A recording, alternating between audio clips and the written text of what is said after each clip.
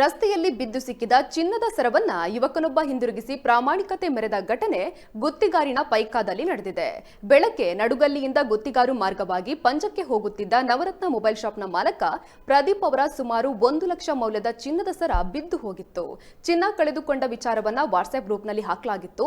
ಇದೇ ಸಮಯಕ್ಕೆ ಗುತ್ತಿಗಾರಿನ Indian petrol ಪಂಪ್ನಲ್ಲಿ petrol ತುಂಬಿಸಲು ಬಂದಿದ್ದ ಪೈಕಾದ ರಾಜಾ ಸಿಎಚ್ ಅವರ ಮಗ ಆಶಾ ಕಿರಣ್ ಪೈಕಾ ಎಂಬವರಿಗೆ ಸರ ಸಿಕ್ಕಿದೆ. ತಕ್ಷಣ ಪ್ರದೀಪ್ ಅವರಿಗೆ ಕರೆ ಮಾಡಿ ಚಿನ್ನದ ಸರ ಸಿಕ್ಕಿರುವ ಬಗ್ಗೆ ತಿಳಿಸಿದ ಆಶಾ ಕಿರಣ್ ಅವರು ಚಿನ್ನವನ್ನ ಹಿಂದಿರುಗಿಸಿ ಪ್ರಾಮಾಣಿಕತೆಯನ್ನ ಮೆರೆದಿದ್ದಾರೆ.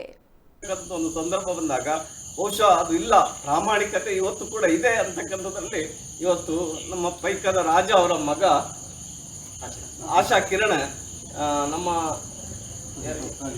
ಪ್ರದೀಪ್ ಅವರ ಒಂದು ಚೈನ್ ಏನು ಇಲ್ಲಿ ಬಿದ್ದು ಸಿಕ್ಕಿತ್ತು. ಈ ಪೆಟ್ರೋಲ್ ಪಂಪಿನ ಆಸ್ಪಾಸಿನಲ್ಲಿ ನಿನ್ನೆ ಬಿದ್ದಿರುವಂಥದ್ದು ಅದು ನಿನ್ನೆನೆ ಅವರಿಗೆ ಸಿಕ್ಕಿತ್ತು. ಇವತ್ತು ವಾಟ್ಸಪ್ನ ಸಂದೇಶವನ್ನು ನೋಡಿ ಅದನ್ನು ವಾಪಸ್ಸು ರಾಜ ಅವರ ಮಗ ತಂದು ಆ ಪ್ರದೀಪರಿಗೆ ವಾಪಸ್ ಕೊಟ್ಟಿರುವಂಥದ್ದು ಇವತ್ತು ನಿಜಕ್ಕೂ ಒಂದು ಶ್ಲಾಘನೀಯ ಕಾರ್ಯಕ್ರಮ.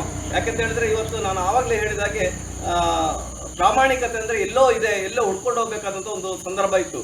ಇವತ್ತು ಪ್ರಾಮಾಣಿಕತೆ ಎಲ್ಲರೂ ಕೂಡ ಅದನ್ನ ಇದೆ, ನಾವು ಪ್ರಾಮಾಣಿಕರಾಗಿದ್ದೇವೆ ಅನ್ನುವಂಥದ್ದನ್ನು ತೋರಿಸಿಕೊಡ್ಲಿಕ್ಕೆ ಇದೊಂದು ಒಳ್ಳೆಯ ಉದಾಹರಣೆ. ಬಹುಶಃ ಇದು ನಮ್ಮ ಒಂದು ಒಳ್ಳೆಯ ಕಲ್ಪನೆ. ನಾನು ಹೇಳೋದಿದ್ರೆ ನಾನು ಕೂಡ ಒಬ್ಬ ಸ್ವಯಂ ಸೇವಕನಾಗಿ ಒಂದು ಆತ್ಮನಿರ್ಭರ ಭಾರತದ ಅಡಿಯಲ್ಲಿ ಇವತ್ತೇನು ನಾವು ಕಾರ್ಯಕ್ರಮಗಳನ್ನು ಮಾಡ್ತಾ ಇದ್ದೇವೆ, ಸನ್ಮಾನ್ಯ ಪ್ರಧಾನಮಂತ್ರಿಗಳು, ನಮ್ಮ ದೇಶದ ಪ್ರಧಾನಮಂತ್ರಿಗಳು ಪ್ರತಿಯೊಬ್ಬರನ್ನು ಕೂಡ ಉಲ್ಲೇಖಿಸಿ ಈ ದೇಶ ಹೇಗಿರಬೇಕು, ಈ ಜನ ಹೇಗಿರಬೇಕು, ನಮ್ಮ ದೇಶದ ಜನರ ಆರೋಗ್ಯ ಹೇಗಿರಬೇಕು ಎಲ್ಲವನ್ನು ಒಬ್ಬ ಆಡಳಿತದಾರನಾಗಿದ್ದುಕೊಂಡು ಆನಂತರ ಅವರ ವೈಯಕ್ತಿಕ ಬದುಕಿನತ್ತ ಕೂಡ ಗಮನ ಹರಿಸಿರುತ್ತದೆ ಹಿನ್ನೆಲೆಯಲ್ಲಿ ಇವತ್ತು ಎಲ್ಲ ಜನರು ಕೂಡ ಪ್ರಾಮಾಣಿಕರಾಗಿ ಒಂದು ಸಭ್ಯರಾಗಿ ಇವತ್ತು ದೇಶ ಮುಂದುವರಿತಿದ್ದನ್ನು ಕಾಣುವಾಗ ಬಹಳ ಸಂತೋಷ ಆಗ್ತಾ ಇದೆ. ಬಹುಶಃ ಅದನ್ನು ಕಳೆದುಕೊಂಡಿರತಕ್ಕಂಥ ಪ್ರದೀಪ್ ಇವತ್ತು ಖುಷಿ ಪಟ್ಟಿದ್ದಾರೆ. ಬಹುಶಃ ಬೇರೆ ಯಾರಾದ್ರಾಗಿದ್ರೆ ಅದನ್ನ ಬೇರೆ ರೀತಿಯಲ್ಲಿ ಅನುಭವಿಸಿದಿತ್ತು. ಆದರೆ ಆ ಒಬ್ಬ ವಿದ್ಯಾರ್ಥಿ ಅದನ್ನು ವಾಪಸ್ ಕೊಟ್ಟಿರುವಂತ ಇವತ್ತು ನಿಜಕ್ಕೂ ಶ್ಲಾಘನೀಯ.